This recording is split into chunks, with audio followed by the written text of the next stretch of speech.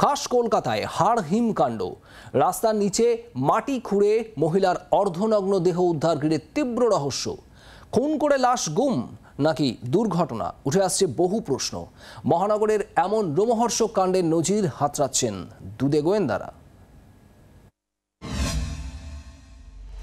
শরীরের উপরের অংশে টি শার্ট, নিচের অংশে কোনো পোশাক নেই। বয়স 40 থেকে 45-এর মধ্যে। খাস কলকাতার অন্যতম ব্যস্ত রাস্তার নিচে থেকে উদ্ধার মহিলার দেহ। হাড়হিম রোমহর্ষক কাণ্ডে হতবাক এলাকাবাসী। অত্যন্ত গুরুত্বপূর্ণ জনবহুল এলাকা, সেই এলাকায় মাটির তলা থেকে দেহ উদ্ধারের ঘটনায় রীতিমতো চাঞ্চল্য ছড়িয়েছে এই এলাকায়। কোনো গলিঘুজি নয়, বিশাল চওড়া মূল রাস্তা, কাশীবোস লেনের বিধান সরণি। মুহুর্মুহু চলছে বাস, ট্যাক্সি, গাড়ি, চলছে ট্রামও। জনবহুল অন্যতম ব্যস্ত রাস্তাতেই দুর্গন্ধ। খবর পেয়ে আসে পুলিশ।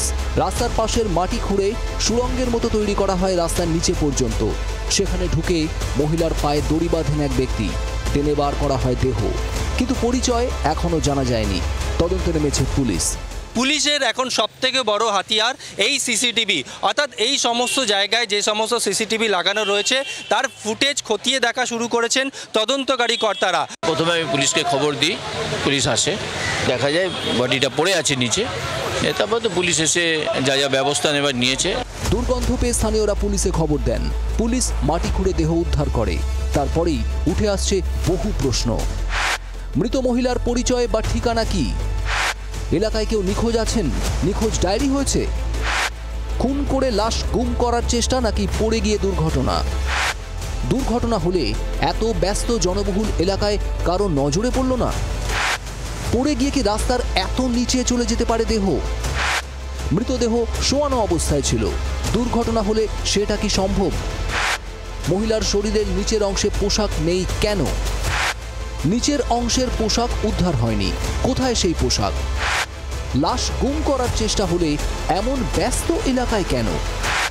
রাস্তা খুঁড়ে দেহ পুঁতে দেওয়া হলে কারো চোখে পড়ল না? এই দেহ কিভাবে এখানে এলো?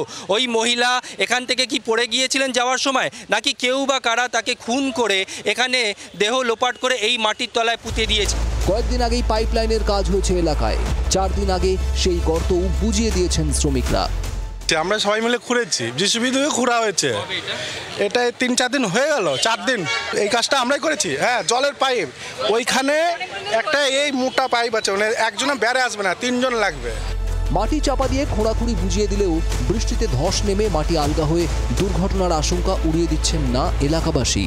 গর্ত ছিল না, মাটি বোঝানো হয়েছিল, কিন্তু এই হয়তো বৃষ্টি পড়ার পর সেই জায়গাটা নরম হয়ে গিয়ে কোনোভাবে হয়তো ধস নেমে গেছিল। তারপরে হয়তো এই ঘটনা, এটা আশঙ্কা। কি সত্যি আছে সেটা তো আমরা জানি না, কিন্তু আশঙ্কা এটা করা যেতে পারে। মহিলার দেহ পচে গলে যায়নি। পুলিশের প্রাথমিক অনুমান 2 থেকে 3 দিন আগে মৃত্যু হয়েছে। দেহ দেখে অটোপসি বিশেষজ্ঞদের প্রাথমিক অনুমান, দেহে আঘাতের চিহ্ন নেই। কি কারণে মৃত্যু জানতে আপাতত ময়নাতদন্তের অপেক্ষায় পুলিশ। গোটা ঘটনা তদন্ত করে দেখা হচ্ছে কিভাবে ওই মহিলার দেহ এখানে এলো। জি 24 ঘন্টার জন্য ক্যামেরায় প্রশান্তর সঙ্গে রনয়, কলকাতা। বাংলার আওয়াজ, বাঙালির আবেগ, জি 24 ঘন্টা।